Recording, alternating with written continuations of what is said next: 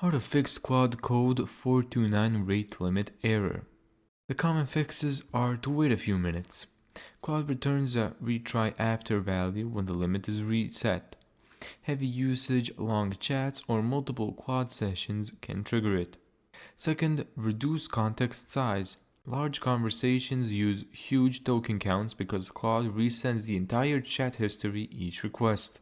Try starting a new chat, deleting old messages, removing large pasted logs or files, and splitting tasks into smaller prompts.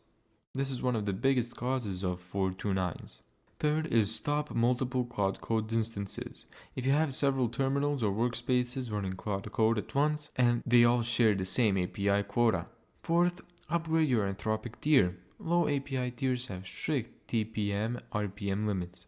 Anthropic says limits increase automatically as usage and billing history grows. And the last one, check if Anthropic is having issues. Sometimes users get 429s even when quotas look fine because of temporary capacity problems or bugs. Thank you so much for watching this video.